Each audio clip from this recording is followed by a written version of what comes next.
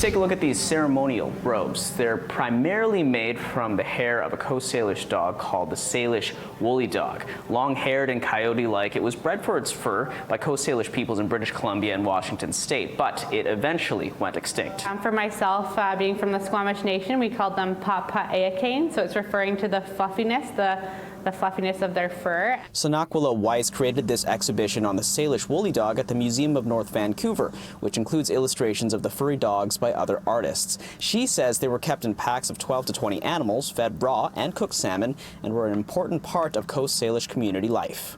The late Louis Miranda, when they were interviewed about different animals and plants within our language, the statement was that if there was an emergency, that a woman would grab her woolly dog and her child, and that was like, the only thing that you grab in an emergency, like if a house fire or anything like that. Here's Weiss's take on the extinct woolly dog with some text on top that says, "Bring back the Salish woolly dogs."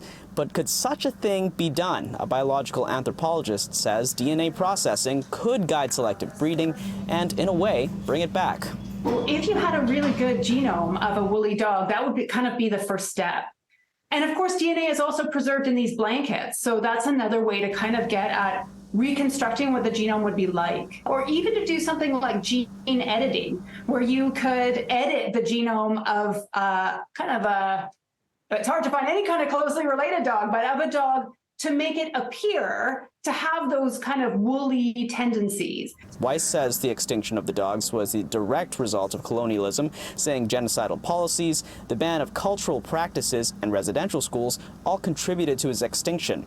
She was taken aback when she says other academic and online sources claimed otherwise. Everything said the Salish people gave up these people didn't want to care for their dogs anymore, and just looking at the narrative of colonialism is to say that we kind of chose to change our lifestyle as a kind of nice way of actually sugarcoating that we're oppressed. The last surviving pelt of a Salish woolly dog is at the Smithsonian Institution, and Speller says it's currently undergoing genome sequencing. In North Vancouver, Kier Junos, City News.